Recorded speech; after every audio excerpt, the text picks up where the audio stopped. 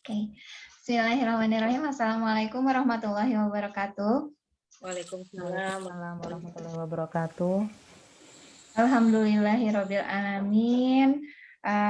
Mungkin kita harus panjatkan puji dan syukur juga ya kepada Allah yang pertama karena pada malam hari ini kembali lagi digelar sharing bersama alumni. Walaupun di daerah Cimahi sini hujan, kayaknya merata juga nih gimana dengan daerah sama juga ya Mi ya, hujannya cukup merata dari tadi siang bahkan gitu ya. Mudah-mudahan hujan ini membawa berkah dan semua kawan, kerabat, keluarga kita diberikan kesehatannya.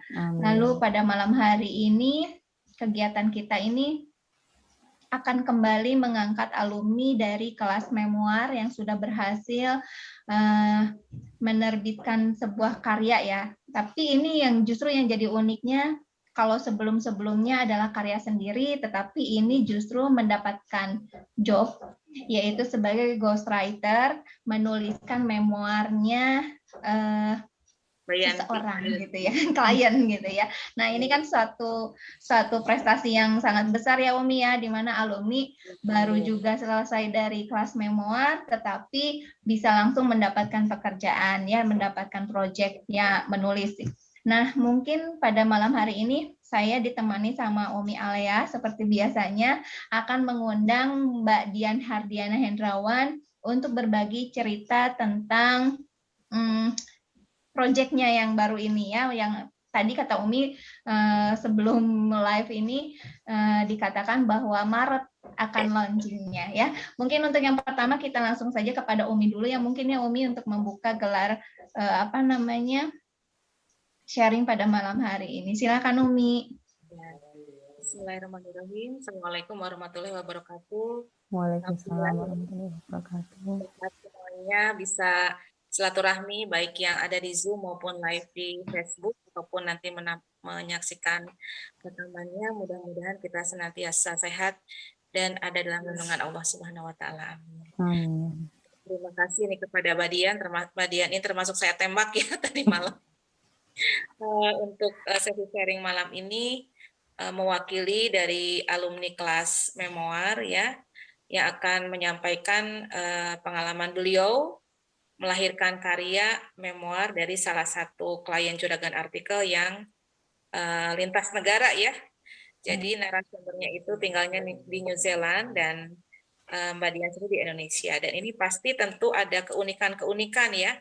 Ada hal-hal yang memang tidak kita dapatkan ketika kita menuliskan memoir langsung dari kisah perjalanan hidup kita atau orang-orang terdekat kita. Nah, bagaimana kita itu harus membangun chemistry dulu kan dengan narasumber ya, sehingga nanti kalau soul-nya sudah terbentuk, kalau chemistry-nya sudah terbentuk, itu akan lebih mudah berkomunikasi karena komunikasi ini menjadi kunci kesuksesan dari penulisan sebuah karya yang itu melibatkan di sini ghostwriter ya, dan Mbak Dian alhamdulillah namanya ditampilkan ya di situ sifatnya membantu dan tentu saja tetap harus ACC narasumber. Nah ini kan yang menjadi tantangan ya, tulisannya harus sesuai dengan harapan narasumber dan tentu saja sesuai dengan fakta dan data dan harus dapat ACC baru nanti bisa naik cetak. Nah ini malam ini mudah-mudahan menjadi motivasi bagi teman-teman yang menyimak langsung atau rekamannya bahwa dengan kemampuan menulis, dalam hal ini kemampuan menulis memoir, itu kita akan membantu lebih banyak orang untuk memahat kisahnya dalam sebuah buku ya, mengabadikan kisahnya dalam sebuah buku dan harapannya itu bisa jadi warisan bagi para pembaca gitu ya. Nah, malam ini silakan nanti Mbak Dian menyampaikan bagaimana proses pembuatannya, terus apa yang dirasakan, tantangannya seperti apa, dan luar biasa Mbak Dian ini bukan hanya menuliskan untuk naskah buku ini, tapi Mbak Dian merangkap sebagai editor dan sebagai tim desain cover. Dan mungkin ini mohon maaf saya sampaikan juga bukan bermaksud membuka-buka rahasia keluarga ya. Mbak Dian ini baru saya tahu beliau baru ditinggal wafat almarhum suami ya bulan Oktober kemarin. Pada kesempatan ini saya menyampaikan bahwa perlu bagi seorang wanita itu apapun posisinya saat ini, baik itu masih ada suami ya, apalagi kalau sudah tidak ada ya seperti Mbak Dian, untuk memiliki skill kan, supaya tetap bisa melanjutkan hidup ya, karena tanpa kehadiran suami otomatis seorang ibu itu sudah merangkap menjadi ayah ya. Jadi artinya ada kewajiban untuk bisa menafkahi keluarga gitu kan. Nah, beruntungnya Mbak Dian ini diizinkan oleh almarhum suami untuk ikut training-training secara online, jadi tidak mengganggu aktivitas sehari-harinya, dan Mbak Dian katakan kepada saya ini menjadi bekal beliau hari ini, kita bisa melihat beliau bisa berkarya ya, dan tetap mengurus keluarga. Nah, ini mudah-mudahan juga menjadi motivasi teman-teman semua bahwa apapun kondisi kita di hari ini, menjadi seorang wanita itu perlu memiliki skill ya, karena mempunyai skill dan memperoleh penghasilan itu termasuk ke surviving ya, termasuk keterampilan untuk bertahan hidup. Itu nggak usah laki-laki saja, tapi perempuan juga harus punya itu, karena kita tidak tahu ke depan seperti apa, dan jangan sampai kalau misalnya takdir itu sampai ke kita, kita menjadi beban orang-orang di sekeliling kita. Ya, mungkin itu sedikit pengantar dari saya. Mudah-mudahan apa yang disampaikan Mbak Dia malam ini menjadi motivasi ya buat teman-teman yang lainnya untuk yang belum tuntas naskah dituntaskan, yang sudah mengisi list untuk bersedia jadi ghostwriter juga bisa nanti paham tahapan-tahapan untuk menuliskan kisah dengan dari narasumber kisahnya seperti itu ya. Mangga Mbak Dian, silakan Teh kembalikan ke Teh ya. Iya, Umi hatur nuhun. Ya memang betul ya tadi yang Umi sampaikan bahwa perempuan di zaman now ini memang dituntut untuk mandiri, bukan untuk bersaing dengan para pria, tidak sama sekali, tetapi justru kita dituntut untuk bisa produktif dengan tetap menjaga marwah kita sebagai perempuan. Itu mungkin yang harus digarisbawahi ya Umi ya, bahwa jangan sampai ini ada yang mengatakan bahwa oh juragan artikel ini kayaknya penganut feminisme gitu kan, nggak juga ya. Bahwa tetap aja kita juga tetap yaitu tadi perempuan produktif tetapi tidak melupakan perannya sebagai ibu ataupun istri. Mungkin kita langsung saja kepada Mbak Dian. Gimana nih Mbak Dian tentang kegiatan menulisnya ini, mungkin bisa sharing bersama kami. Silakan Mbak Dian. Terima kasih Umi, terima kasih Teh Hati. Awalnya memang setelah beberapa saat suami saya, ceritanya ya, setelah suami nggak ada itu kan memang kerasa banget. Jadi kalau misalnya pendamping nggak ada, terus kebetulan kita terlalu bersandar secara ekonomi juga, itu juga berpengaruh. Makanya untungnya suami kebetulan ketika saya gabung di Juragan Artikel itu awalnya ikut yang kelas artikel. Suami mengizinkan, ya kebetulan pas PPKM kan nggak bisa kemana-mana tuh. Jadi kalau misalnya mau kegiatan keluar nggak mungkin, mau kerja nggak mungkin. Akhirnya ada kesempatan gabung dengan Juragan Artikel, saya mulai kelas bikin artikel awalnya. Kemudian seiring berjalannya waktu, dari Juragan Artikel ini kan dibuka kelas-kelas yang lain, mulai dari kelas memoir, kelas editor, kelas landing page. Saya ikutin hampir semuanya. Soalnya saya mikir pada saat itu kemampuan dari menulis itu kan nggak sekedar menulis. Setelah menulis kita perlu mengoreksi naskah, kita harus membuat suatu naskah menjadi cantik. Dan alhamdulillah suami mendukung sampai bikin cover juga. Jadi mentahannya dari sisi kepenulisan literasi itu apa saja saya berusaha untuk mengikuti. Baru kerasa setelah berproses mungkin awal 2019 sampai sekarang berarti hampir 3 tahun lah berproses, ikut semua kelas. Pada saat saya benar-benar blank ketika saya harus kehilangan suami, saya ya nggak tahu mau seperti apa ke depan. Udah untuk kegiatan apa masih belum ini. Kemudian Umi menawarkan kepada saya, gimana kabarnya Mbak Dian? Saya bilang juga kondisi saya seperti saat itu juga baru kehilangan suami, terus macam-macam. Terus Umi nawarkan, kira-kira mau nggak kalau misalnya nanti ini saya ada klien, cuman ceritanya banyak. cuman dia nggak bisa nulis, maunya dia bikin buku gitu. Akhirnya saya Bismillah saya terima tawaran dari Umi, kelas memoir buku memoir pertama untuk Teh Yanti. Kebetulan Teh Yanti ini kan tinggal di New Zealand. Di New Zealand saya kira perbedaan waktunya nggak terlalu. Jadi kalau misalnya ini saya hubungi, kok nggak dibales-bales. Saya pikir apa serius nggak sih gitu. Jadi ketika baru kenalan, saya ini Teh Yanti menjelaskan, maaf, soalnya di sini jaraknya selisihnya 6 jam Teh gitu.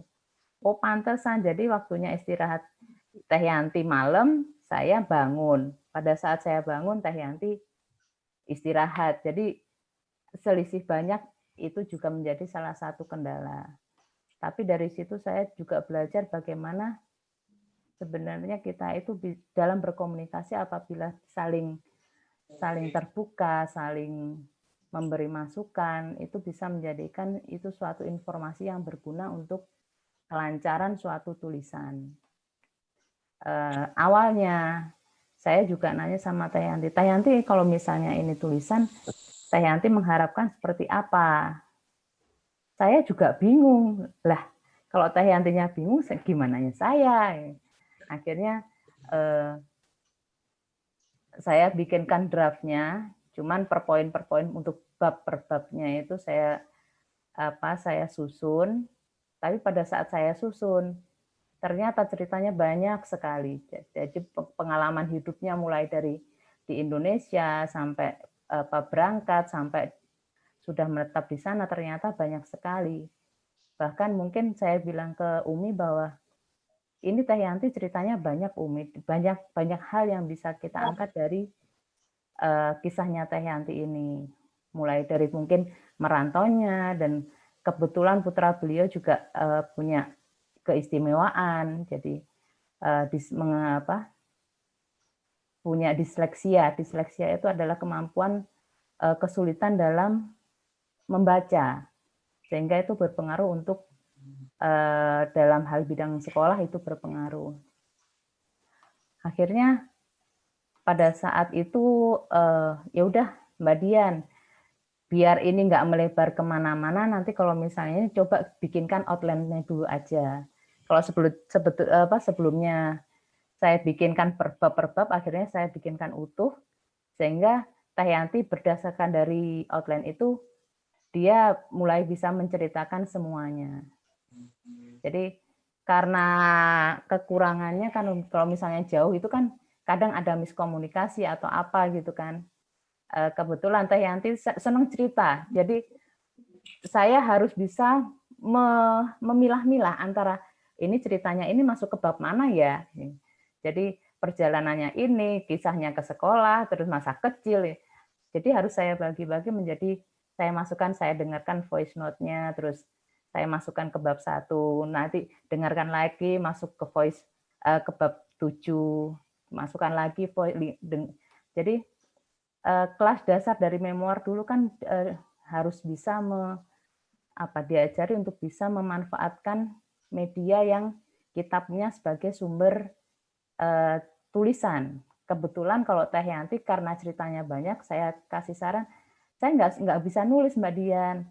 Ya udah, Teteh bisanya apa? Saya sukanya ngomong. Akhirnya saya kasih alternatif. Ya udah, ini saya poin-poin dari outlet yang saya bikinkan, Teteh voice note aja. Jadi nanti kalau misalnya dari bab 1, bab 2 itu nanti saya pilah-pilah itu, nanti Teteh apa aja yang Teteh mau tulis, kira-kira pengen dimasukin ke buku, Teteh cerita. Akhirnya dari situ saya menyusunnya, menulis. Jadi setiap saya kirim ke Teteh untuk draft outline-nya, nanti malamnya Teteh kirim ke saya voice note. Seperti itu setiap hari. Jadi ketika pada ada saat bagian-bagian yang saya nggak jelas, saya langsung ngubin ke Teh Yanti. Teh Yanti ini apa maksudnya? Apa ini maksudnya? Jadi ada istilah-istilah yang karena kebiasa ngomong Inggris di sana, jadi istilah Inggris di sana kalau saya literasi Inggris secara umum itu kadang itu kan nggak nyambung. Misalnya kayak fish days. Nah, fish days apa ya Teh ya? Saya nyari di internet, saya googling kok nggak ketemu ya apa sejenis makanan atau bukan. Jadi ternyata kalau fish days itu kalau misalnya di sana ada satu Friday fish itu kalau misalnya di New Zealand satu hari itu anak sekolah kan biasanya pakai seragam secara apa ya kayak di sini apa ada ketentuan yang harus pakai seragam. Nah, pada hari Jumat itu anak-anak dikasih kesempatan untuk memakai baju bebas, tapi kalau misalnya memakai baju bebas harus membayar $1 untuk donasi. Atau kalau misalnya boleh pakai seragam tapi bawa $1 untuk bisa membeli makanan atau minuman cemilan itu nanti masuknya juga ke donasi. Ternyata istilah-istilah yang seperti itu yang baru saya, oh ternyata maksudnya kalau kebudayaan di New Zealand itu seperti itu. Jadi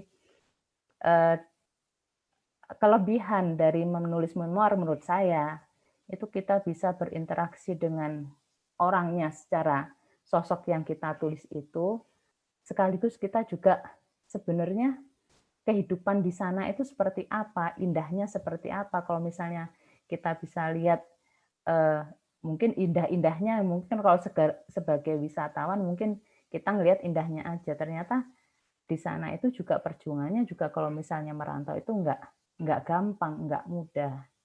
Jadi ada memang kalau misalnya perjuangan ya sama lah kalau kita misalnya di sini mencari kehidupan yang lebih baik, di sana juga harus juga berusaha sekuat tenaga untuk bisa mendapatkan kehidupan yang lebih baik.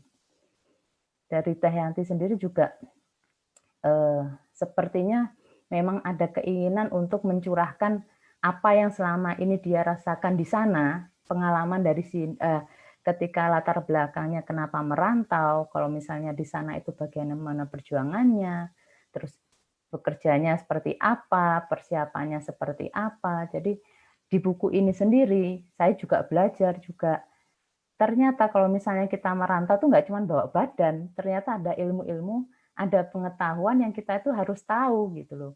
Jadi pengetahuan dasar sebagai perantau itu bisa dibaca di dalam bukunya Teh Yanti. Jadi dia memberikan poin-poin yang lebih gamblang sehingga mungkin kalau misalnya itu dibaca untuk orang yang mungkin ada keinginan merantau ke luar negeri atau mungkin beda pulau lah minimal itu oh ternyata persiapannya seperti ini toh gitu. Jadi banyak hal-hal, banyak ilmu-ilmu, banyak hikmah yang disebarkan sama Teh Yanti yang mungkin nanti insya Allah kalau misalnya itu dibaca insya Allah bisa membawa manfaat bagi banyak orang, bisa menjadi inspirasi banyak orang.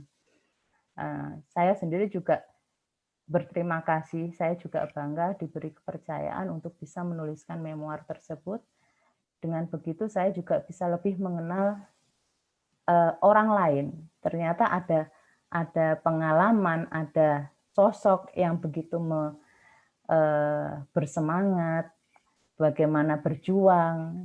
Jadi dari situ saya bisa belajar. Oh ternyata Teh Yanti itu pekerja keras. Oh ternyata orangnya memang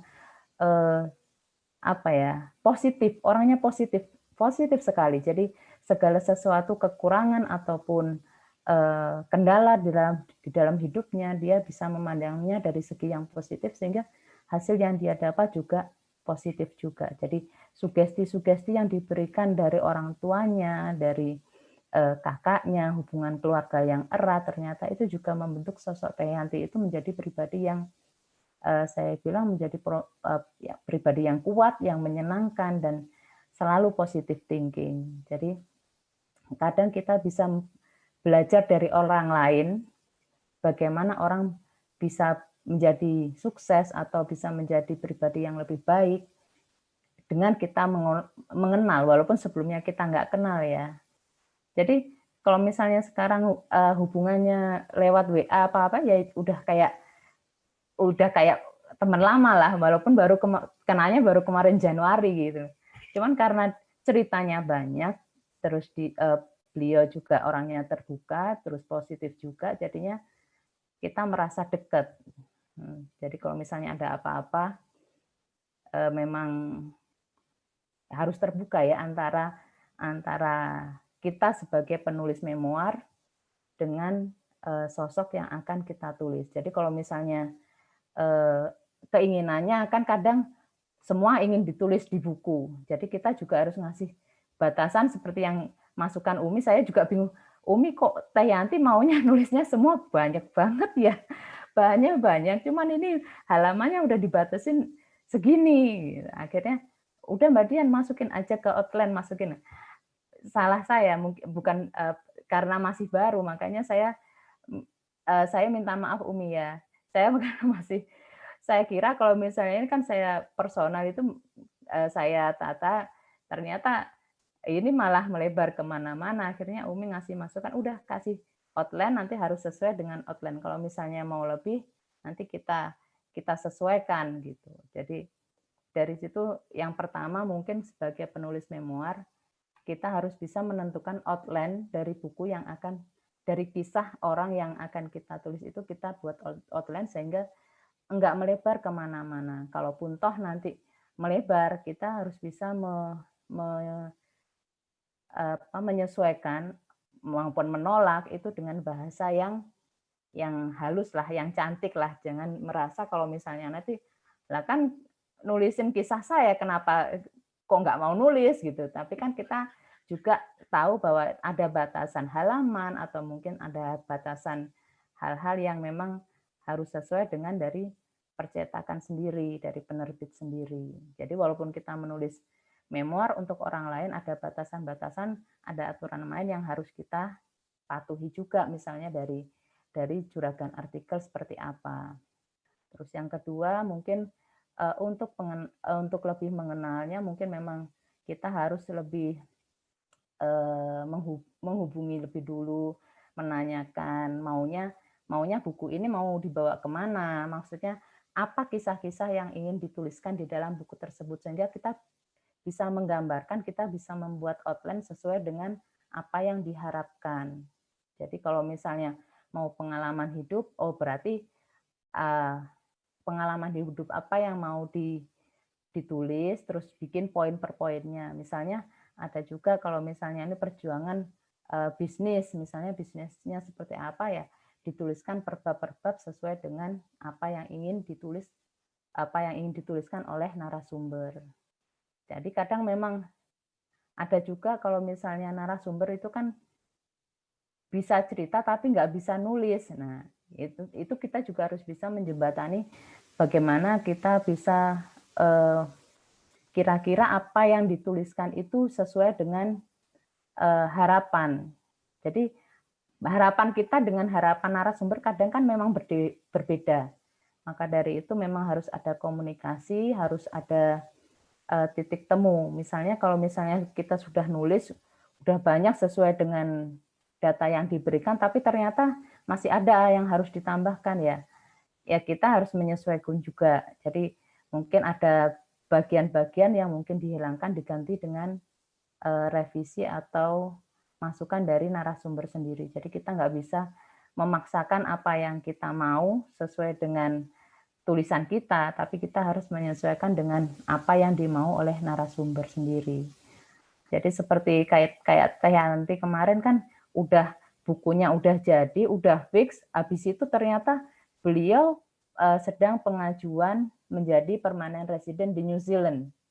Nah, dia merasa ini harus dimasukkan nih, soalnya ini mungkin itu menjadi pencapaian yang besar buat beliau, soalnya perjuangan selama menjadi perantau untuk menjadi permanent resident itu kan bukan hal yang mudah, prosesnya juga nggak gampang, makanya mungkin beliau ingin mengabadikannya ke dalam tulisan tersebut. Akhirnya saya juga bilang, ya udah kalau misalnya Teteh mau, boleh dimasukkan ke teks, tapi jangan langsung digabung ya, nanti saya bingung soalnya mau milah-milahnya bagaimana. Jadi kalau misalnya mau dimasukkan untuk masukan, tolong dibedakan warnanya, misalnya pakai warna merah atau pakai warna biru, saya bilang gitu. Jadi kalau misalnya nanti jadi naskah yang utuh, saya bisa memastikan ini masuk bagian kemana.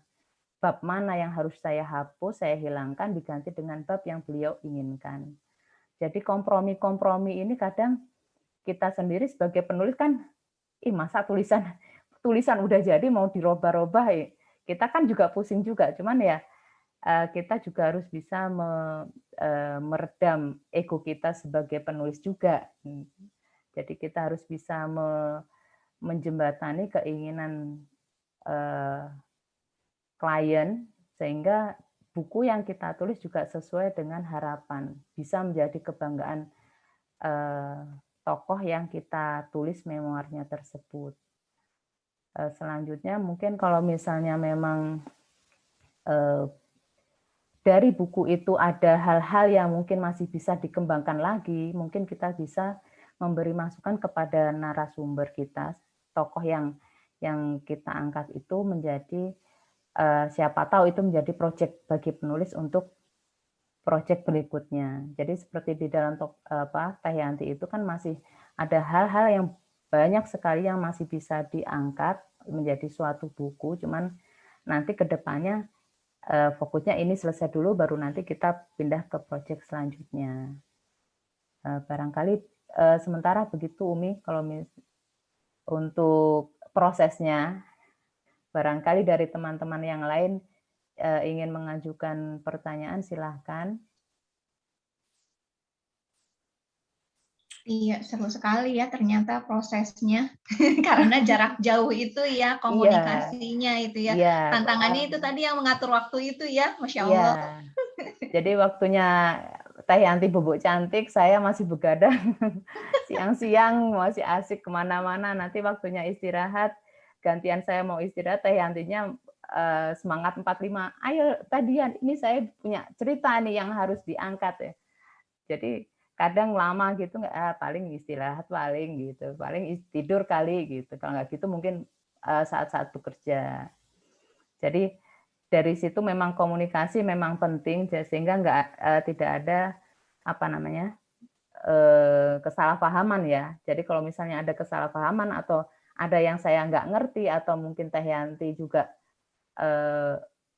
ingin sesuatu, akhirnya kita bisa berkomunikasi lewat WA. Walaupun ya mungkin nanti jawabnya juga hampir 6 jam baru dijawab, ya dimaklumi lah.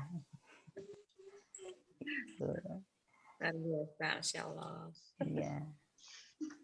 Dan ini ada cerita unik Teh Ati ya, Mbak Dian. Jadi Teh Yanti ini udah hampir setahun lalu lah ya kenal dengan saya gitu. Ini tuh ceritanya ipar saya sedang studi S3 di New Zealand, sekeluarga di sana.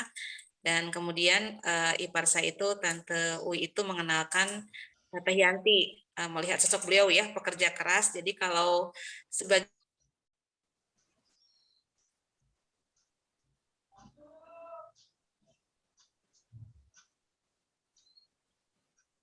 Umi delay ya.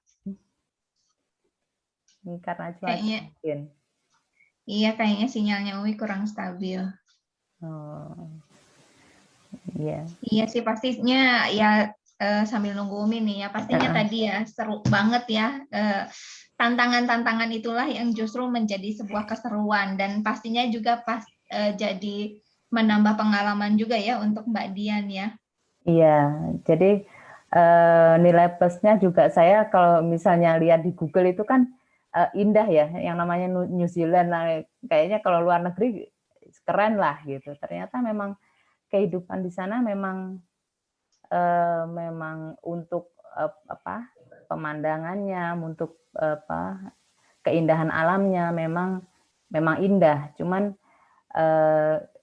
hal-hal itu juga bisa membuat kita itu ternyata ada misalkan di New Zealand itu waktunya musim dingin itu kan berkebalikan dengan yang di Kanada. Jadi ketika Kanada itu musim dingin, bulan Desember ada salju. Ternyata ketika musim dingin di New Zealand itu ternyata pada saat Desember itu berupa musim panas. Jadi kebalikan.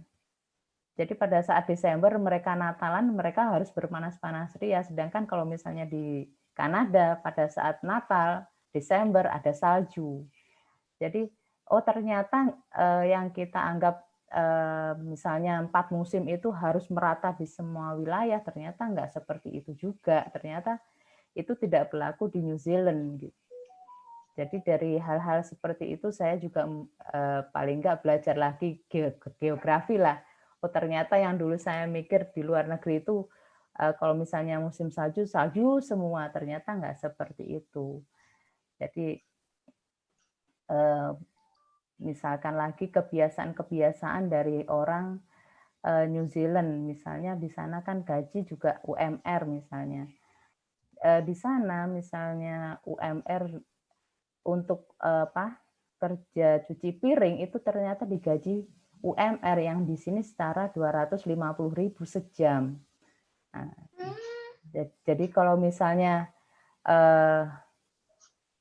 kita hitungannya misalnya seminggu kita kerja sebagai cuci piring ya tinggal kalikan aja misalnya 1 jam itu dikalikan 7 hari gitu. Berarti 250 kali 7 hari.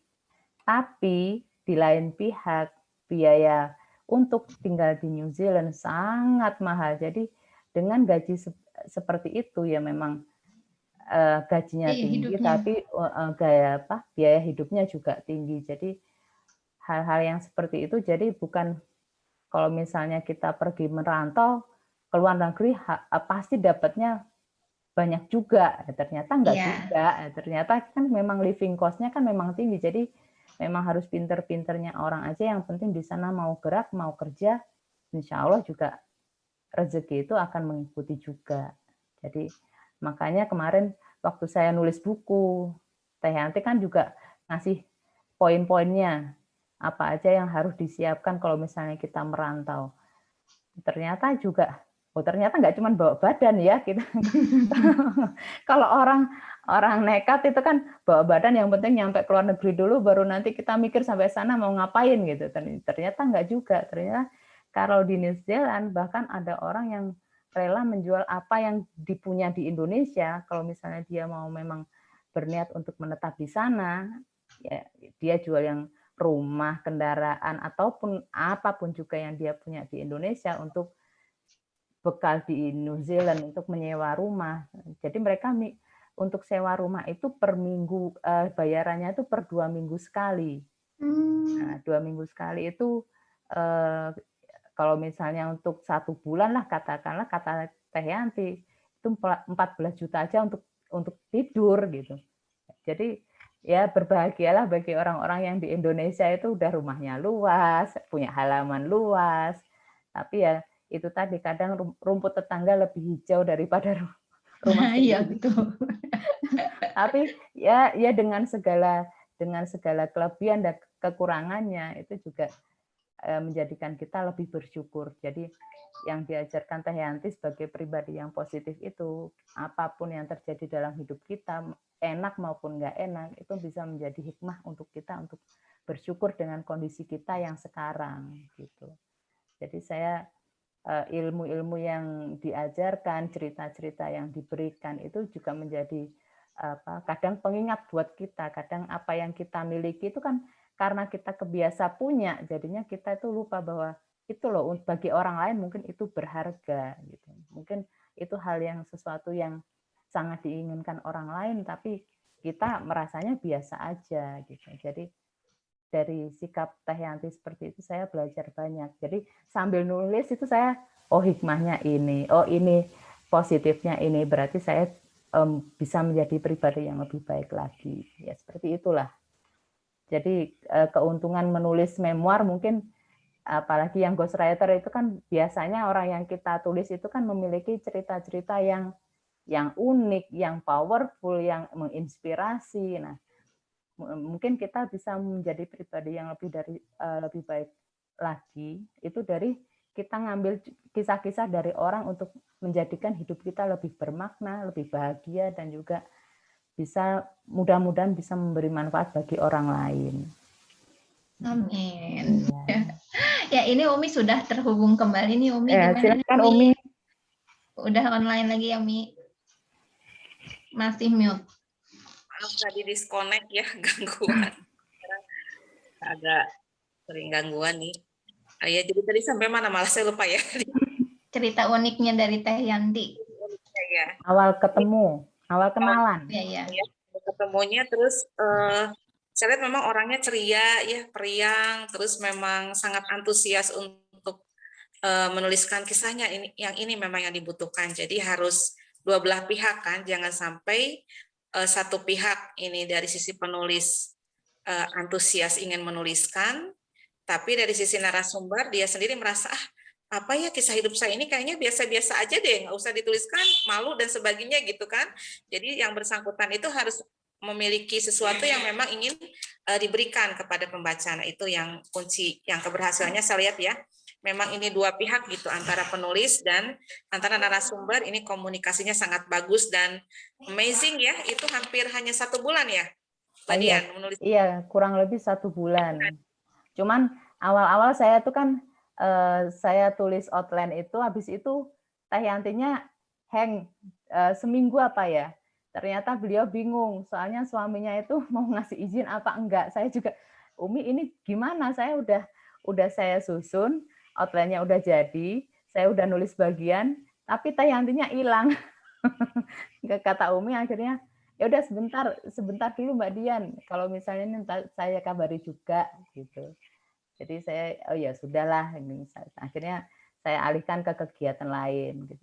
Selang berapa hari gitu, terus Umi, gimana Umi, apa dilanjut atau enggak gitu. Saya bilang gitu. Nah, kebetulan udah dilanjut Mbak Dian gitu. Jadi Umi mempersilahkan. Memang kekhasan memoir ini pastikan akan ada kisah-kisah orang-orang di sekeliling kita yang turut kita tuliskan ya. Karena kehidupan merantau kan pasti harus terutama keluarga, berarti harus ada izin di sini suami kan untuk menuliskannya. Nah, sebetulnya suaminya mengizinkan, yang dikhawatirkan itu takutnya cuma wacana katanya, soalnya kan saya sudah kenalnya sudah lama, setahun gitu kan, saya push, saya kasih contoh yang namanya memoir seperti apa, menuliskan outline dan sebagainya.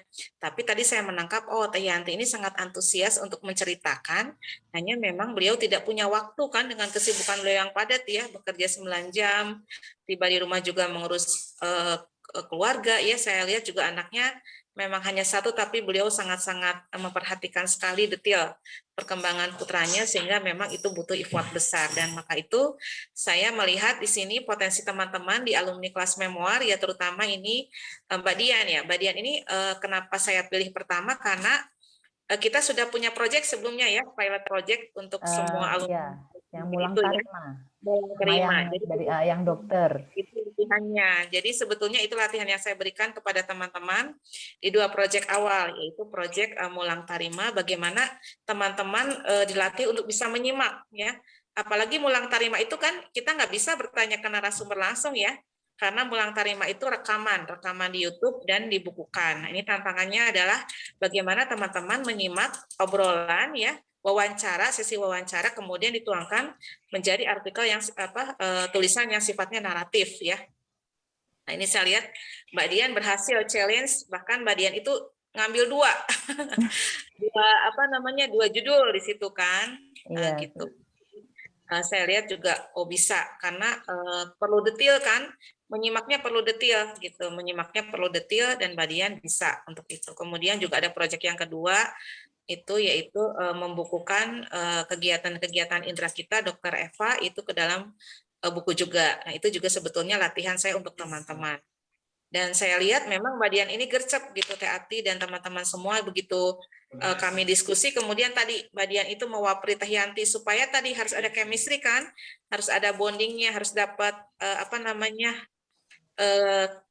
chemistry ya, kedekatan ya dari penulis dengan narasumber, sehingga nanti tadi kata Mbak Dian juga, meskipun terpisah jarak dan waktu, rasa-rasanya ngobrol di WA itu ya deket-deket aja, meskipun tadi jedanya 6 jam ya gitu. Kemudian juga baru mengenalnya, tapi karena dua-duanya memang satu frekuensi, artinya si penulis ingin menuntaskan dengan baik, narasumber pun sudah siap untuk menceritakan. Nah, ini juga kunci keberhasilan dari sebuah karya. Dan nggak boleh baper tadi ya, jangan sampai merasa tulisannya diacak-acak, karena kita juga sudah terlatih waktu di Mulang Tarima ya.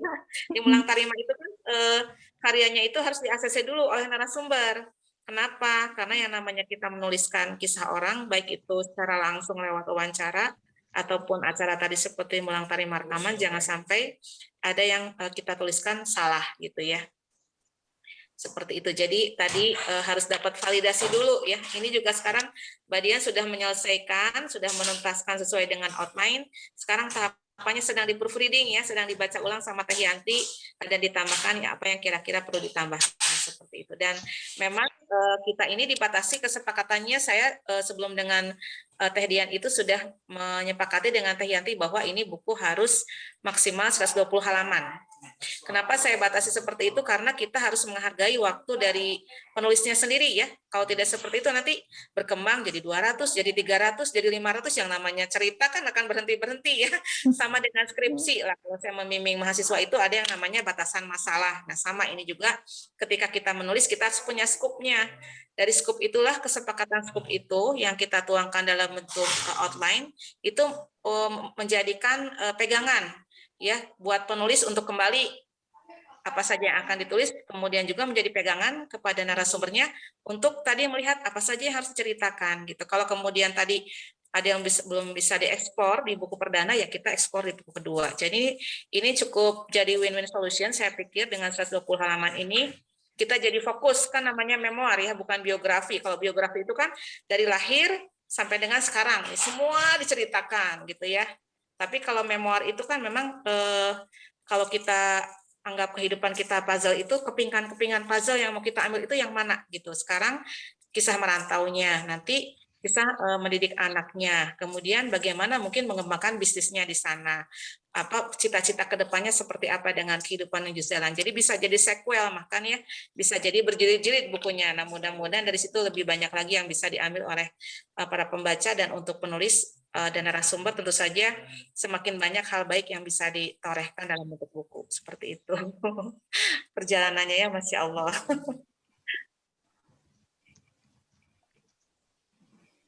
Iya, pastinya juga selalu suara saya kedengeran ya? Oh iya. Ya, pastinya itu tadi ya Umi ya, setiap buku itu pasti mempunyai tantangannya gitu kan, dan apalagi ini ketika harus dituliskan oleh orang lain, ada dua subjek gitu ya, yang satu penulis, yang satu narasumber. Ini pasti harus melakukan kerjasama yang sangat baik gitu ya Mi, supaya bisa menghasilkan sebuah buku yang bermutu juga ya, yang berkualitas dan berkesan untuk para narasumbernya. Ya mungkin dari teman-teman yang sudah hadir pada malam hari ini, mungkin ada yang ingin ditanyakan, kita langsung aja kepada sesi tanya jawab ya Umi, dan sharing ya, supaya lebih interaktif lagi. Silakan Mbak Ilhartuti, Mbak Rika, Mbak Yuli, Mbak Revi, dan Mbak Sritina, mungkin ada yang mau ditanyakan kepada Mbak Dian, saya persilahkan.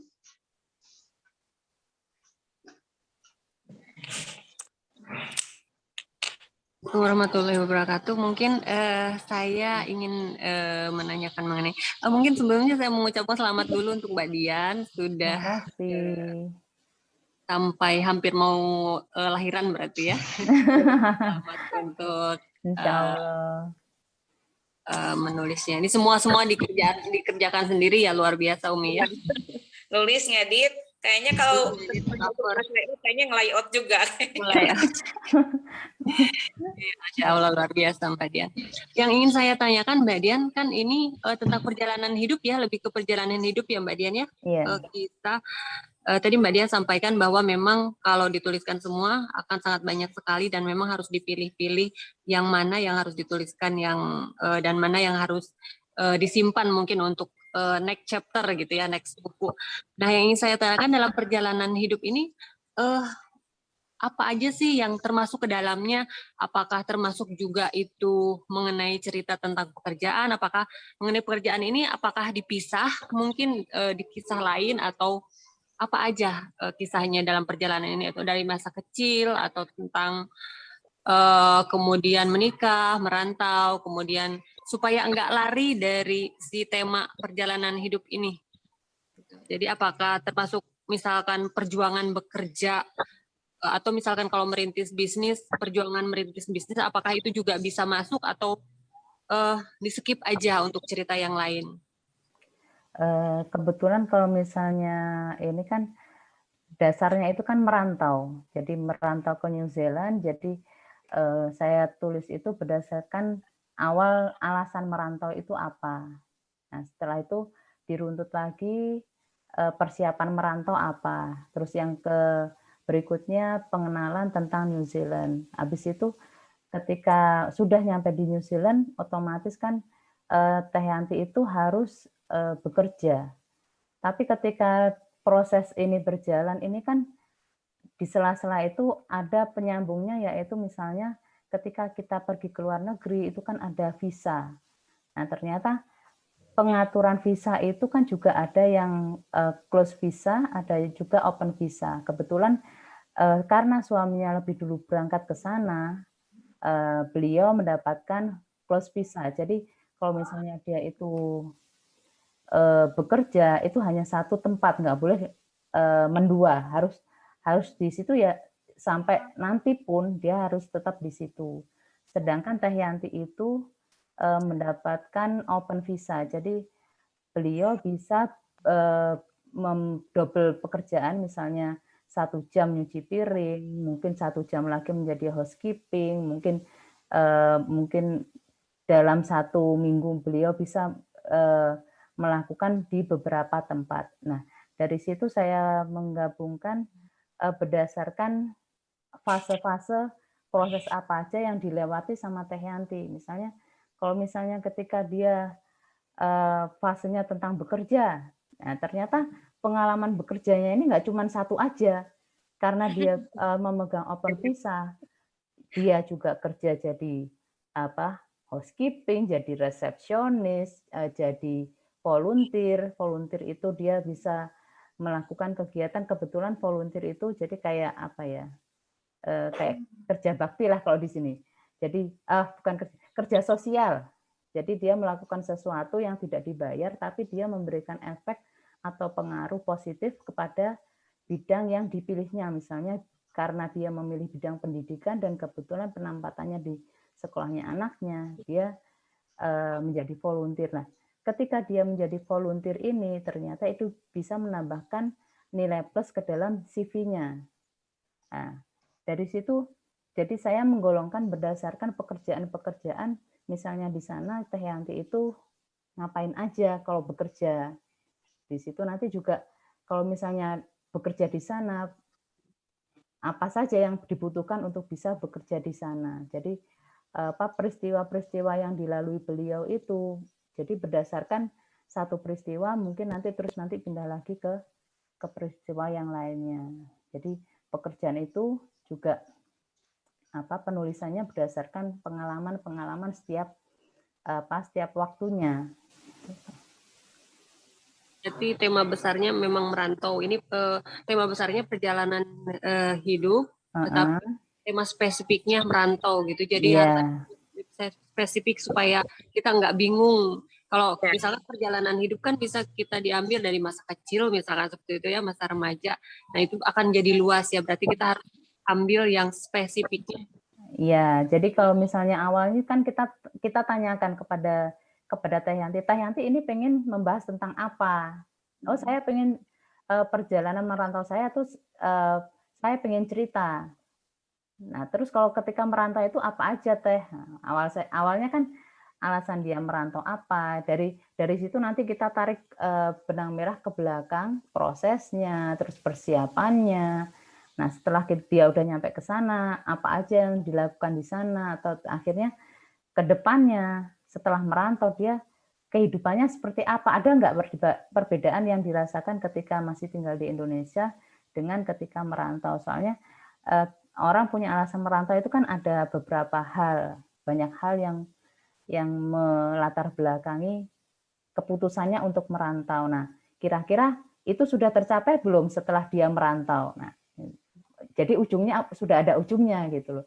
Jadi kita hanya mengangkat satu tema dari hidupnya, tapi ternyata tema ini banyak hal yang bisa kita tulis dari tema ini gitu loh. Jadi pengalaman kalau dari kecil mungkin dicupliknya sebagai pembuka aja, tapi poin-poin besarnya kita ambil merantau, dan setelah merantau apa yang dirasakan, bagaimana kehidupannya kita ceritakan di situ. Kalau misalkan kayak novel itu apakah happy ending, apakah ya ini jadi ada closingnya, hikmahnya gitu ya. Iya. Nah, terima kasih penjelasannya Mbak Dian. Ya, dari situ nanti kan pembaca bisa mengambil apa ya, intisari dari pengalaman Teh Yanti. Oh, ternyata merantau itu ada bekal yang harus dipersiapkan dan juga harus siap mental, nggak cuma sekedar aku pengen merantau terus pergi bawa koper terus pergi hilang gitu, enggak. Ternyata juga banyakkan ada latar belakang yang harus yang menjadi titik tolak keputusan untuk merantau. Jadi untuk kehidupan yang lebih baik, mungkin menjadi suatu jalan keluar dari masalah yang dihadapi, banyak hal yang diambil dari situ. Kalau menurut Mbak Dian, bukunya Teh Yanti ini target pembacanya untuk siapa aja nih? Mungkin kalau misalnya saya, untuk orang-orang yang harus menentukan, ini tiap ini kan apa yang harus dilakukan, bagaimana mencari solusi. Setiap orang dewasa selalu memiliki berbagai macam masalah yang dihadapi ya. Saya kira untuk orang-orang yang membutuhkan support, orang-orang yang ingin mendapatkan suatu hal yang positif, nah itu bisa menjadi target pembacanya. Jadi mengenai semangat juga mungkin ya, semangat perjuangan untuk selalu berusaha dan memandang suatu karena orangnya positif ya. Saya ngelihatnya orangnya positif sekali. Jadi dalam kondisi tidak beruntung pun masih ada jalan untuk mencari syukur. Misalkan ada satu cerita itu bagaimana dia harus ketika datang ke New Zealand pertama kali membawa anak 5 tahun dan nggak ngerti apa-apa, dia harus bagaimana caranya bisa nyampe ke New Zealand. Sedangkan orang ketika pergi ke New Zealand, ketika dia sebagai visitor, pendatang aja, itu ternyata harus beli tiket pulang pergi. Jadi beli tiket ke New Zealand dan harus bisa menyediakan tiket untuk balik ke Indonesia. Nah itu Teh Yanti nggak ngerti itu. Akhirnya tertahan di Bandara Sydney, Australia. Dari situ saya, wah ini kalau orang nggak ngerti nangis beneran ini. Balik lagi nggak bisa, ini nggak bisa. Ada soalnya barengannya Teh Yanti itu ada ibu-ibu dari Bali itu. Bingung juga, akhirnya menangis, nggak ada jalan keluar ya. Tapi ternyata Teh Yanti menghadapinya dengan mencari jalan keluar apa yang harus dilakukan. Ternyata akhirnya berhasil juga. Dari situ saya, ternyata Teh Yanti positif sekali ya menghadapi segala sesuatu yang mungkin orang lihat itu nggak beruntung buat dia, tapi dia masih bisa memandangnya itu sebagai suatu hal yang positif.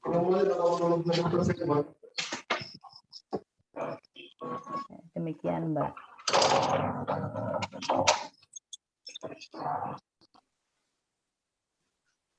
Ini saya mau bertanya juga nih, nggak apa-apa ya sambil nunggu yang lain ya. Ini sangat menarik. Terima kasih Mbak Dian untuk penjelasannya. Ya, Mbak Dian, untuk tahapan awal itu Mbak Dian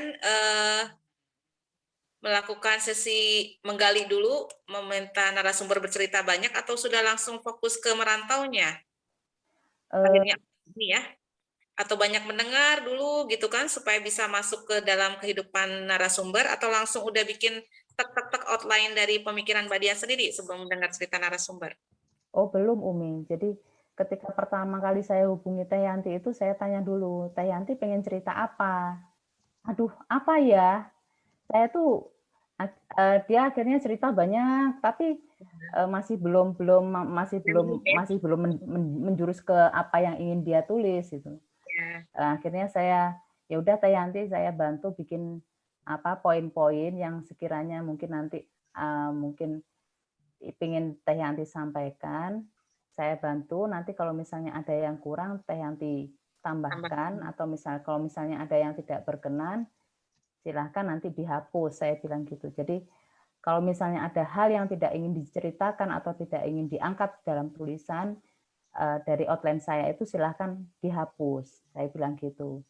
Habis itu terus ya udah gini aja Mbak Dian bikinkan outline-nya, nanti saya yang ini.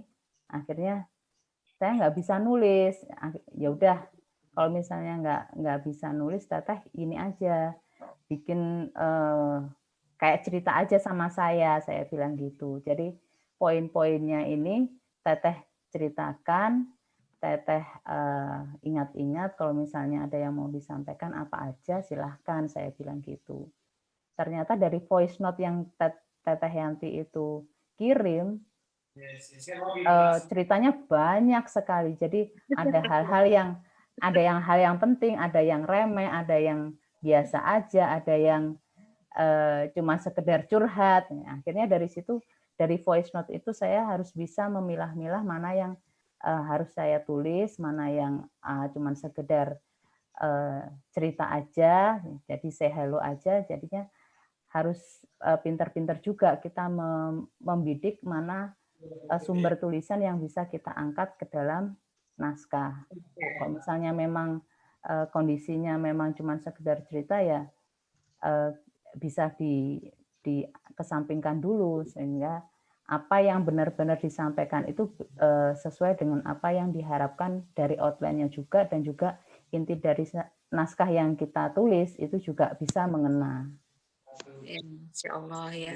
Jadi memang butuh kejelian kita ya. Iya, soalnya kalau misalnya semua ditulis lebih Umi dari batas yang halaman yang sudah dibataskan sama Umi, iya. Dan bahkan bisa melebar kemana-mana dan bahkan nggak selesai-selesai setahun Nggak juga. selesai. Iya, soalnya itu tadi Teteh sukanya cerita. Saya bilang kalau misalnya ini Teteh bikin YouTube aja, di sana kan indah. Saya ini, iya, tapi sayanya yang ini, yang males katanya. Kan udah ada modal tuh Teh di situ, di sana indah, terus Teh punya kegiatan, punya cerita. Iya, masalahnya saya yang nggak telaten gitu. Teteh bilang begitu. Oh iya. Kadang juga kalau misalnya di sela-sela WA apa gitu juga kadang Teteh juga bercerita tentang masalah pribadinya, masalah bisnisnya, dia ngangkat apa aja gitu. Kadang juga kalau misalnya saya mau bikin ini, saya mau bikin tas kayak gini, ini warnanya kayak gimana ya Teh. Jadi kita bisa saling sharing, kita bisa saling berbagi pengalaman, sehingga nggak cuma sekedar sebagai narasumber ya hanya bercerita tentang buku saja, enggak. Jadi dari situ kadang kita bisa menjadikan pendengar, ketika kita menjadi pendengar bagi narasumber, malah justru narasumber itu kadang memberikan inspirasi, memberikan sumber tulisan yang melimpah buat kita. Saya bilang, makanya bilang ke Umi, saya senang soalnya sumber tulisannya melimpah sekali, sehingga saya kadang bingung ini mau dimasukkan semua, tapi kok dibatasi halamannya, makanya harus pinter-pinter bikinnya, nyusunnya, nulisnya seperti apa biar sesuai dengan patokannya tadi. Ya. Itu mungkin untuk yang senang bercerita ya, Umi. Kadang ada klien juga mungkin yang pendiam. Nah, gimana itu, Umi? Jadi memang tadi kita harus punya kesepakatan di awal sama-sama. Saya juga sebelum tadi meminta Mbak Dian menuliskan, tuh saya memang meminta kesediaan beliau ya untuk tadi mau bekerja sama, katakanlah. Karena kita serius, dan bahkan tadi kenapa sempat ada delay karena suaminya juga mempertanyakan ini bener nih gitu, apa main-main gitu kan. Soalnya wacananya dari tahun kemarin gitu, jangan sampai maksudnya setengah jadi gitu, setengah jalan. Dan memang tadi ya betul ya, ada peranan suami di situ juga menguatkan untuk niatan ini. Alhamdulillah jadi dapat support dan memang tadi ya melimpah sekali ya Teh Yanti, bahkan waktu dengan saya itu video call ya hampir 3 jam kalau nggak salah. Kebetulan dia waktu itu lagi di restoran ya, jadi memang orangnya senang-senang bercerita gitu. Hanya memang waktu itu saya mempush beliau yang menulis gitu, tapi setelah saya tunggu-tunggu kelihatannya memang beliau itu mau bercerita tapi agak susah untuk menuliskan sehingga memang perlu didampingi ya oleh tim ya, dalam hal ini Mbak Dian. Nah, mudah-mudahan nanti dari Mbak Dian ini juga nanti teman-teman yang lain juga bisa berkaca dari pengalamannya sehingga memang yang harus dibangun itu kedekatan ya. Kedekatan dan saling percaya dari kita dengan narasumber, dan itu tadi narasumber mau meluangkan waktu lah ya untuk memberikan limpahan bahan penulisan, karena kita kan bukan menuliskan orang yang sudah ngeblog di internet misalnya atau orang yang sudah banyak diliput oleh banyak media, itu kan melimpah ya di internet ya gitu. Bahkan kita bisa menuliskan, kalau memori itu kita bisa menuliskan by data sebetulnya, data kalau untuk orang-orang yang sudah terkenal ya katakanlah. Nah, kalau untuk Mbak Yanti ini kan memang Teh Yanti ini memang kita satu-satunya yang mengandalkan dari cerita beliau, dan ini memang tadi alhamdulillah rezekinya beliau tidak bisa meluangkan waktu menulis tapi mau bercerita dan bahkan meluber sehingga Mbak Dian itu sudah punya ide ya, buku berikutnya Umi kayaknya deh cerita tentang anaknya yang disleksia gitu kan. Buku berikutnya mungkin tadi bagaimana bahu-membahu suami istri ini membangun karir di New Zealand ya. Teh Yanti sekarang jadi guru kan kalau nggak salah ya. Suaminya juga makin di bidang memasaknya juga makin terpakai di sana, dan bahkan mereka membuat menu-menu khusus khas Indonesia ya, saya lihat kan. Ada sesi-sesi bikin martabak gitu kan, bikin apa yang saya juga Teh Yanti kalau di Indonesia saya ngiler minta dikirim. Dikirimnya pakai apa katanya Umi, sekarang pakai gambar doang ya gitu. Jadi kayak ini luar biasa ya pengalaman hidup dari seseorang yang memang tadi blank banget bagaimana merantau. Kita ini tinggal membaca dari kisahnya katakanlah ya.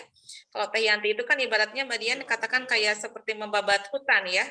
Kalau yang lain kan berangkat ke sana udah dijamin beasiswa kan, kalau yang studi itu kan ke sana sekeluarga udah dijamin biaya hidup dan sebagainya.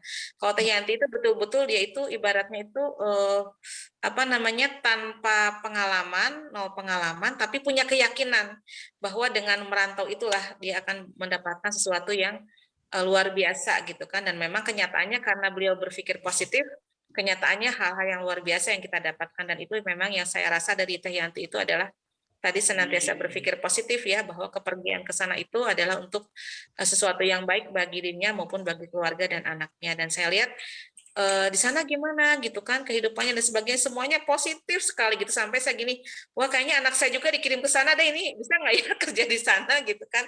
Oh bisa gitu kan, sangat-sangat terbuka ternyata gitu New Zealand itu, seperti itu.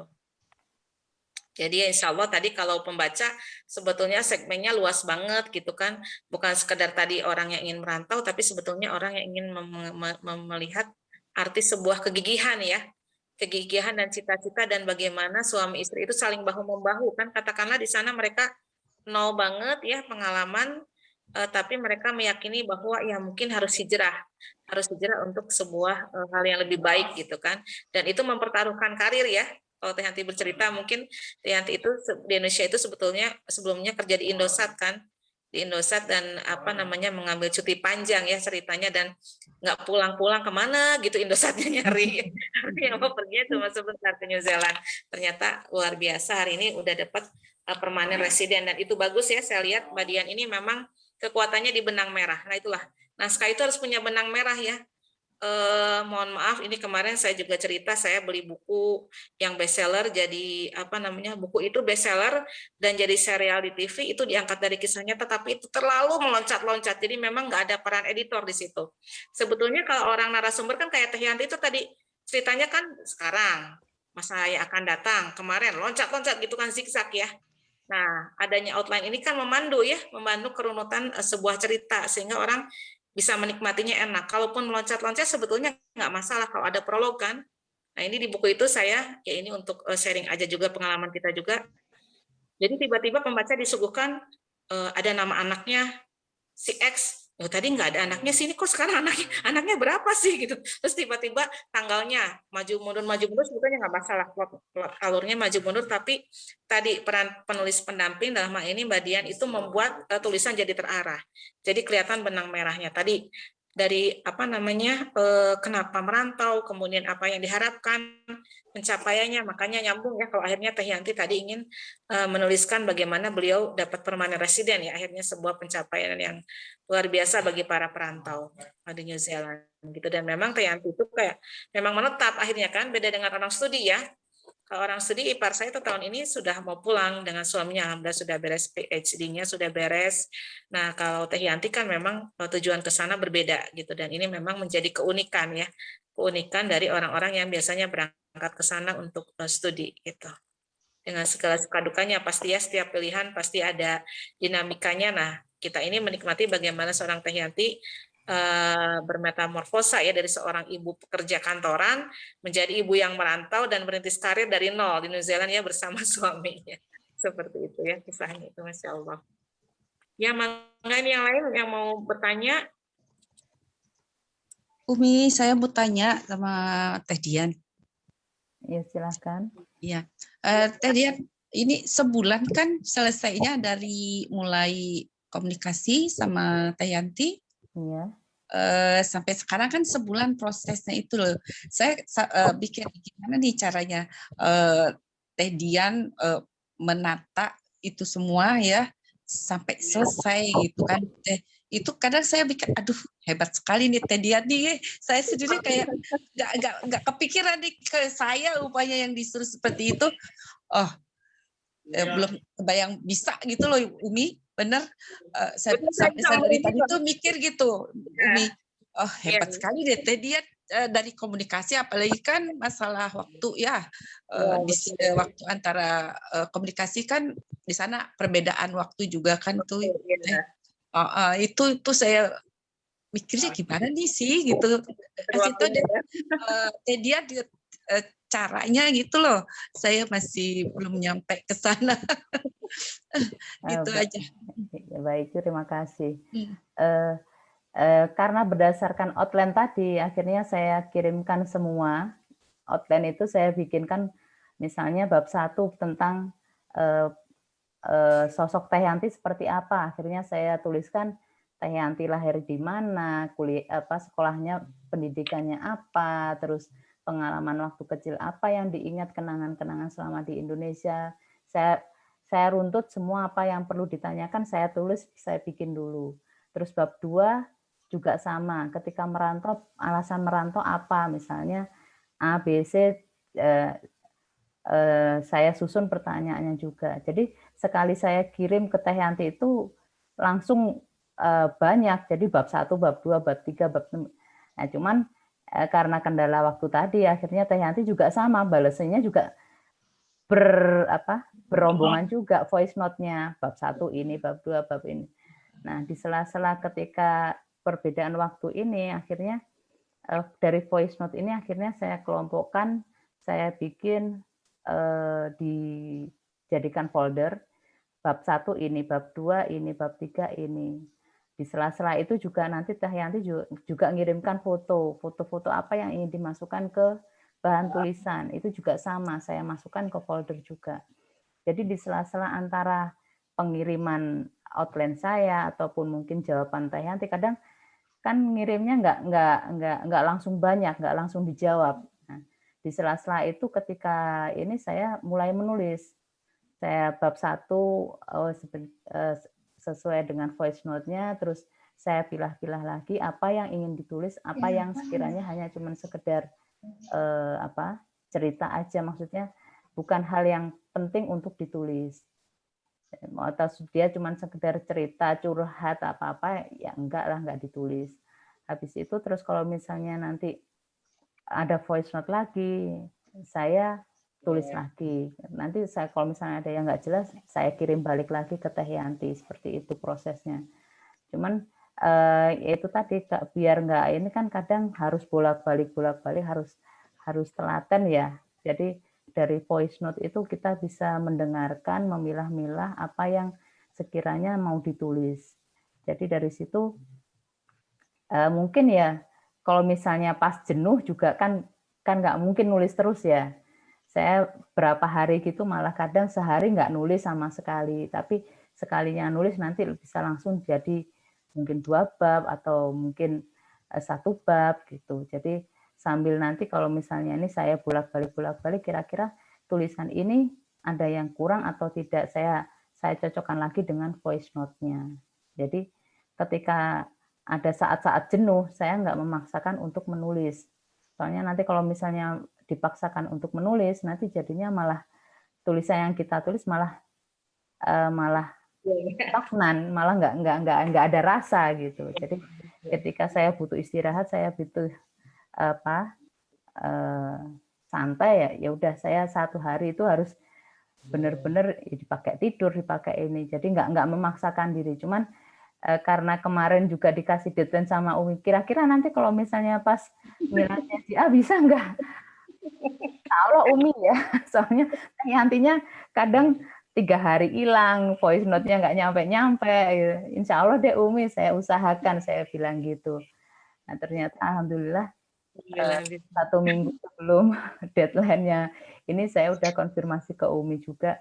Umi udah bisa, cuman ketika saya harus masukkan ke Teh Yanti untuk dibaca, mundur lagi soalnya ada itu tadi, ada pengajuan permanen residen. Nah, dia ingin memasukkan itu ke dalam bukunya. Saya bilang ya udah kalau misalnya memang ada koreksi, ada revisi ya boleh, tapi jangan langsung ke naskahnya, soalnya nanti saya bingung nanti bedain mana yang naskah asli, mana yang revisi dari Teteh, saya bilang gitu. Jadi proses menulis ini ya seperti pada umumnya, kalau misalnya kita semua pengen nulis pada saat kita penat, pada saat kita jenuh, ya istirahat lah. Yang pasti istirahat, dipakai tidur, dipakai mungkin yang suka drakor, kalau saya kadang drakor, kadang saya pakai jalan-jalan keluar apa, yang penting biar nanti fresh kembali bisa nulis lagi. Demikian Mbak.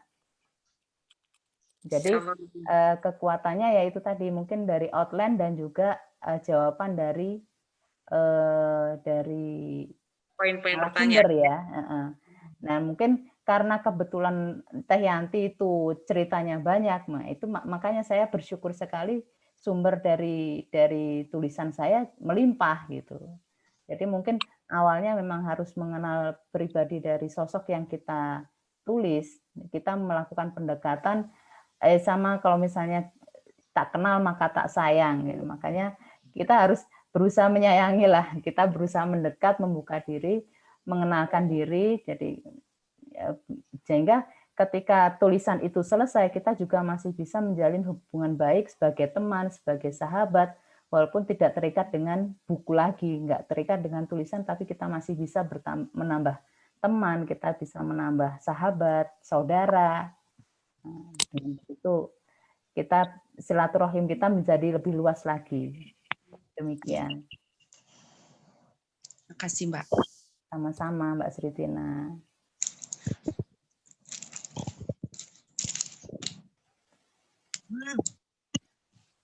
Barangkali Mbak Rika atau Mbak Ilhartuti silakan apabila ada pertanyaan. Saya mau tanya dikit Mbak Dian. Silakan. Ini menarik sekali ya karena kisah perantauan apalagi di luar negeri itu kan pasti beda budaya, itu udah pasti ya kan. Nah dari sekian banyak bab yang Mbak Dian tulis itu kan pasti ada yang seperti konflik, itu kisahnya tentang apa Mbak Dian? Terus gimana Mbak Dian bisa pas seperti yang diinginkan oleh Teh Yanti tadi? Kalau konflik kebetulan mungkin karena pengalaman beliau itu kan ada hal-hal yang kadang mungkin ada bahasa-bahasa yang sekiranya itu mungkin bukan membuka ya, ada hal-hal negatif, tapi itu bukan niat Teh Yanti untuk mengatakan itu suatu yang negatif atau apa gitu. Nah, akhirnya saya juga menulisnya juga berdasarkan juga dengan hal-hal yang itu kenyataan, tapi kita menulisnya dengan lebih halus lah. Ada bagian-bagian misalnya ini tentang di beliau Mbak Yanti itu kan punya pengalaman marketing, suaminya kerja punya pengalaman memasak. Ketika dua keahlian ini digabungkan, itu insya Allah kan menjadikan itu bisnis yang bagus. Nah, ada Teh Yanti itu berdoa, ya Allah mudah-mudahan saya tuh bisa punya toko roti di New Zealand. Mudah-mudahan tokonya dalam kondisi yang bangkrut, dalam kondisi yang jelek, terus apa gitu. Cuman itu kan doa mungkin bukan niat jelek, bukan. Mungkin dengan kondisinya kan tidak semudah itu orang perantau mendapatkan pekerjaan kecuali dia memiliki skill atau keahlian sesuai dengan ketentuan yang dimiliki yang diminta dari pihak pemberi kerja di New Zealand. Nah, kebetulan dilalahnya doanya itu terkabul. Jadi kebetulan dia bekerja di toko kebab, restoran kebab, pemiliknya Muslim dari India. Kondisinya ini tokonya ini memang hampir bangkrut. Soalnya ibu pemilik kebab ini tidak memiliki pengalaman marketing sama sekali. Sedangkan Teh Yanti lihat toko tersebut itu berada di zona bisnis, banyak perkantoran, banyak hotel, banyak fasilitas publik. Mestinya kalau misalnya dia di lingkungan yang seperti itu, mestinya kan ramai.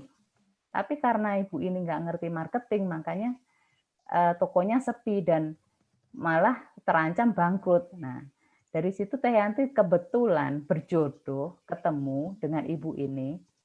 Kalau misalnya itu Teh Yanti bilangnya gini, kalau saya sih bekerja itu untuk membantu saudara saya Muslim untuk bisa berdagang di New Zealand. Kami sama-sama perantau dan saya juga merasakan bahwa itu hal yang itu sebagai support saya kepada saudara Muslim saya yang memiliki usaha di New Zealand. Beliau bilang begitu. Cuman kan saya berdoa dengan mendapatkan pekerjaan di toko roti yang bangkrut ya. Itu kan nggak bisa saya masukkan sebagai bahan tulisan. Makanya saya menulisnya dengan memilih juga ada hal yang diceritakan dari Teh Yanti tersebut, ada yang saya masukkan, tapi khusus untuk yang doanya untuk tokonya ini nggak saya masukkan juga gitu. Jadi ya pinter-pinternya kita lah mengolah kata-kata agar apa yang kita tulis juga nggak memiliki efek negatif ya. Jadi yang bisa dirasakan ketika membaca itu adalah kemampuan positif sikap positif Teh Yanti itu bisa mendatangkan kesempatan untuk mendapatkan keajaiban dalam hidupnya ketika beliau tinggal di New Zealand. Sebab setiap bab yang saya angkat, selalu Teh Yanti itu menjelaskan bahwa hidup saya itu penuh keajaiban Teh Dian. Keajaibannya dari mulai dari di Indonesia, mau berangkat, mau perjalanan ke New Zealand, sampai ini beliau itu selalu menekankan pada keajaiban. Makanya kalau misalnya yang ditulis ya yang positif aja gitu. Terima kasih Mbak Dian. Sama-sama Mbak. Barangkali ada yang lain yang mau ditanyakan. Silakan. Maaf, saya off cam aja ya. Ini lampunya mati, lampu ini ya, low bed. Lagi hujan ya Umi di sana? Ini sih tadi saya ininya nggak dicas penuh, jadi pakai di handphone.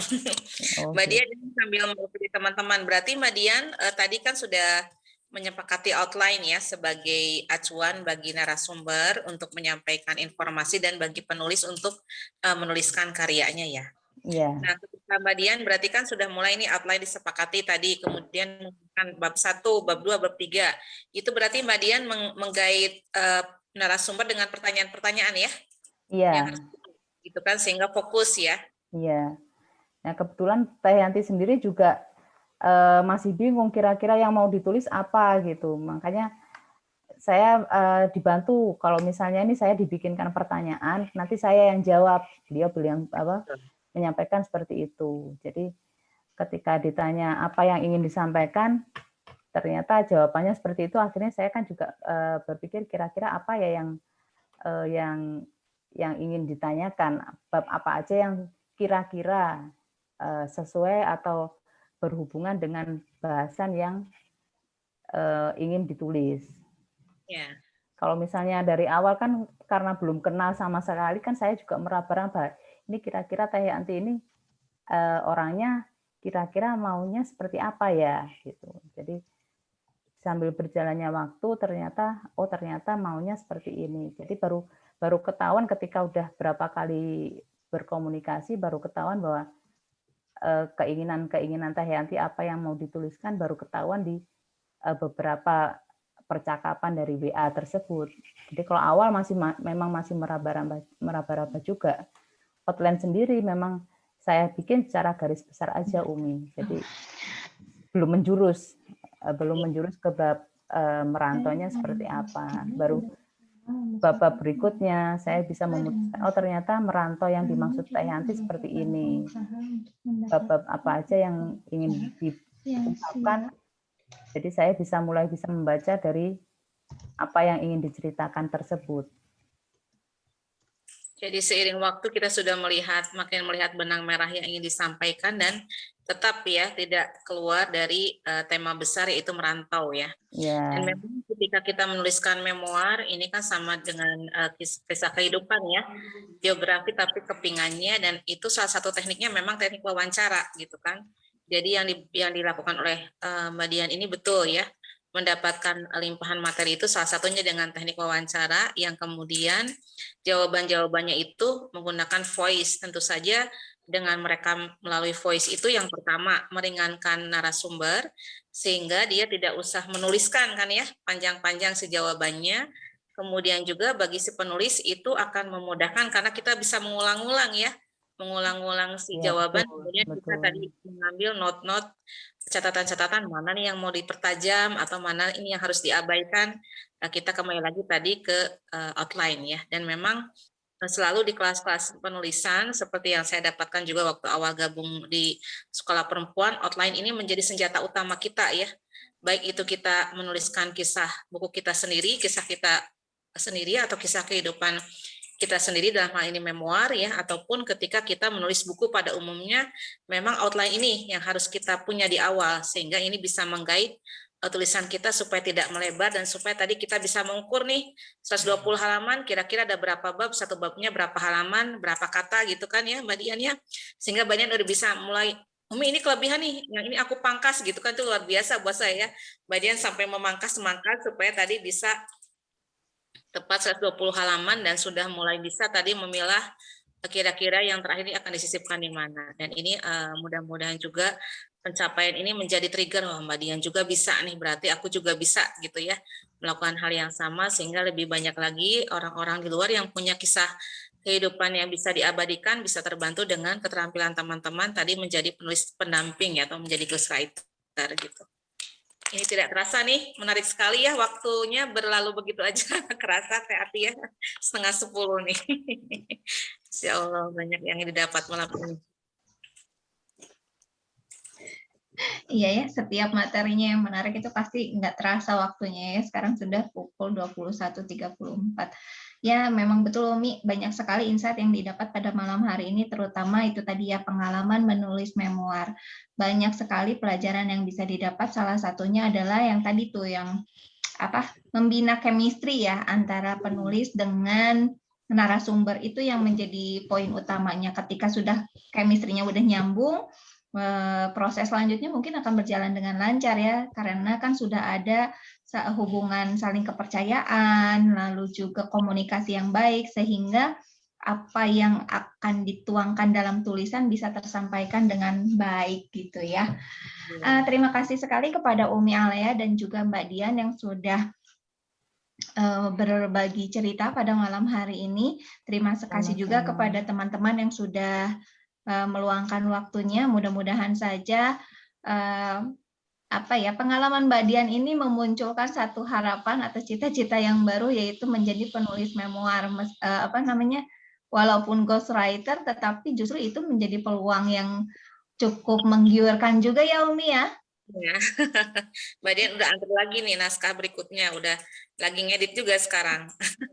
Nah kan, kalau satu udah pecah gitu kan, pecah telur, biasanya akan datang juga proyek-proyek selanjutnya. Insya Allah ya, mudah-mudahan ini bisa menjadi jalan supaya Mbak Dian bisa memiliki penghasilan dari kegiatan menulis. Apalagi tadi udah disampaikan, udah bukan hanya menulis, bukan hanya editor, tapi sekarang sudah mulai merambah ke layout dan desain cover. Masya Allah, banyak sekali nih skillnya Mbak Dian ini. Saya bersyukur sekali, soalnya juragan artikel kan biasanya bikin kelasnya selalu menarik hati. Jadi kalau misalnya sekali ikut kelas, ingin ikut kelas yang lainnya. Jadi berentet terus sampai-sampai mungkin PJ-nya apalah ini lagi yang ikut gitu.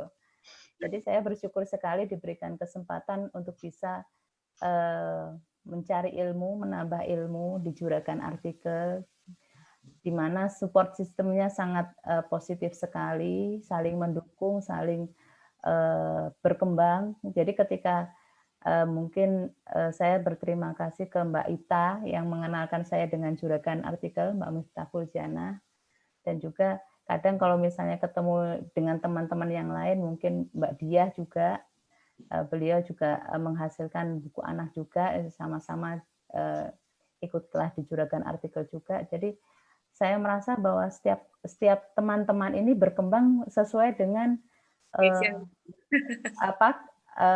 apa ya, chemistry-nya. Jadi misalnya ada yang memang dia di buku anak, ada yang di fiksi, ada yang kuat di non fiksi gitu. Jadi masing-masing memiliki kelebihan-kelebihan dan itu biasanya langsung terolah, tergugah di setiap proyek yang diberikan dari juragan artikel. Masing-masing berkembang sesuai dengan jalurnya masing-masing. Saya ucapkan terima kasih untuk Umi atas kepercayaannya juga. Non Ati juga sebagai editor, saya banyak belajar juga. Jadi saya pernah dapat proyek juga dan belajar banyak dari situ. Jadi proses belajarnya terus-menerus dari juragan artikel. Terima kasih. Alhamdulillah, ya mudah-mudahan ditunggu karya-karya berikutnya Mbak Dian ya. Amin, insya Allah. Ya. Juga udah termotivasi tuh, udah mulai ngisi list yang mau mulai magang, handling, menulis jadi ghostwriter. Dengan pengalaman Mbak Dian malam ini juga kita ini direkam sehingga nanti kita bisa upload di YouTube, juga teman-teman lain juga bisa menyimak ulang ya apa yang disampaikan. Mudah-mudahan menjadi amal jariah juga buat Mbak Dian. Pengalamannya biasa ini tantangan pertama ya, ibaratnya karya perdana dari saya juga melahirkan penulis memoir nih, Masya Allah.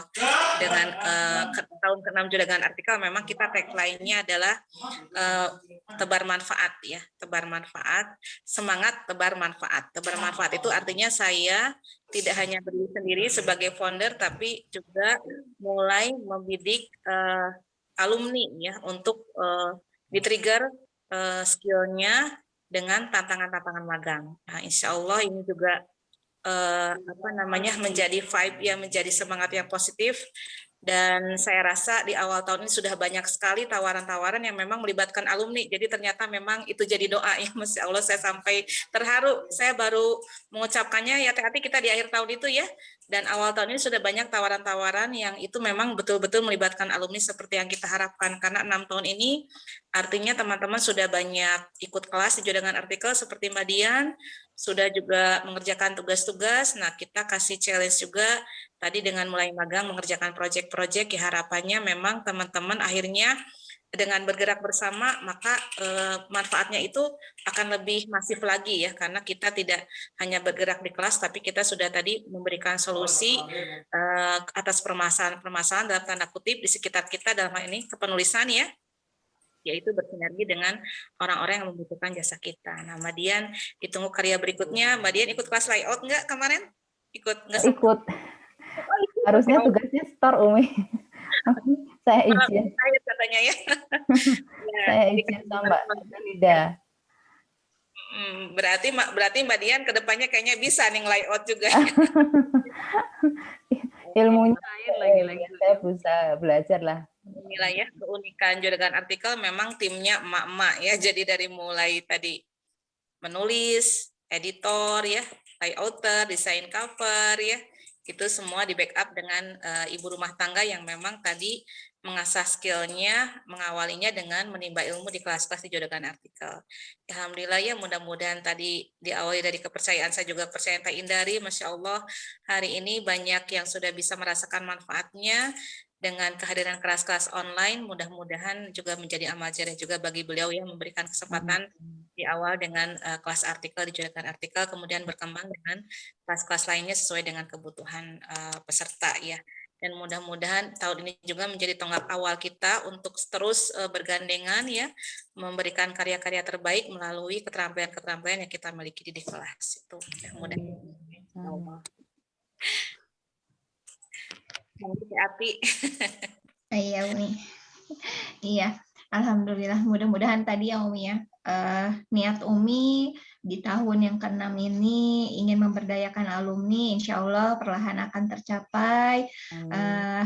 Semoga apa ya, semakin dibukakan banyak jalan, karena kan kita juga bukan hanya berharap ya, tetapi selain berdoa juga kita berikhtiar. Apa yang Umi lakukan bersama tim Juragan Artikel yang lain, insya Allah ini akan di-sharekan kepada alumni. Jadi mohon doanya juga ya Umi ya, untuk para admin Juragan Artikel, mudah-mudahan diberi kelancaran dan kemudahan untuk terus bisa berbagi untuk teman-teman yang lain. Baiklah, mungkin karena waktu juga ini sudah mulur juga nih ya, lumayan banyak. Terima kasih sekali lagi kepada Mbak Dian atas sharingnya. Barakallah, mudah-mudahan sehat selalu, sukses, dan tetap berkarya bersama Juragan Artikel. Umi, terima kasih atas kebersamaannya malam ini. Terima kasih juga selalu menjadi lentera buat kami, karena atas motivasi dan kesempatan yang Umi berikan, pada akhirnya banyak sekali perempuan yang bisa berkarya dan produktif di rumah bersama Juragan Artikel. Kepada teman-teman juga terima kasih selalu hadir nih, Mbak Rika, Masya Allah, sehat selalu ya Mbak Yuliani, meskipun sedang mengawal kelas mungkin ya, tapi masih tetap bolos juga ini hari ini. Ini kaptennya bolos ya, gimana sih? kabur ke sini. Nggak apa-apa lah, yang penting ada hal positif yang bisa diambil ya. Ya, terima kasih kepada semuanya. Mohon maaf jika saya ada salah kata, salah sikap perilaku. Doa selalu dari jauh. Semoga sehat, pekerjaan semua aktivitasnya berjalan dengan lancar, dan kita doakan juga semoga situasi Indonesia pada saat ini yang cukup mencekam juga ya, karena banyak sekali yang sakit. Mudah-mudahan segera diangkat segala problema yang adanya ya, semua virusnya dinyahkan dan semua masyarakat Indonesia sehat dan bisa berjalan seperti semula. Amin. Amin ya robbal alamin. Teman-teman, saya mohon izin untuk mengambil gambar dulu. Kepada teman-teman yang berkenan untuk on cam, saya persilakan. Saya udah kacau ini jam segini, jadi izin tutup kamera. Nggak apa-apa, udah bagus tuh PP-nya. Saya mau mengucapkan selamat ulang tahun juga untuk Juragan Artikel yang ke-6 besok ya, insya Allah. Iya, selamat besok. ulang tahun. Iya, besok ulang tahun Juragan Artikel. Iya, terima kasih nih Teh Yuli juga semuanya. Terima kasih, Masya Allah ya. Iya, benar. Iya ya, besok ya Umi. Oh iya, karena sebenarnya tadinya kan mau tanggal 18 nih kita mau ada acara ya Umi ya, tapi karena satu dan lain hal akhirnya kita undur ke akhir bulan ya. Mudah-mudahan nanti kita informasikan lebih awal ya supaya banyak yang hadir. Tetapi untuk menunggu waktu itu sepertinya Umi sudah menyusun agenda nih, nggak tahu siapa lagi yang sharing untuk di hari Selasa dan Kamis depan. Mudah-mudahan masih ada. Oh, ada Mbak Natasha. Oke, kita tunggu. Wah, itu mah berarti langsung dari Jerman atau Umi? Dari Jerman ya. Jauh sekali. Nah, itu asiknya ya dengan Zoom itu jarak dan waktu itu nggak jadi kerasa gitu ya. Masya Allah. Izin dulu untuk mengambil gambarnya ya, teman-teman.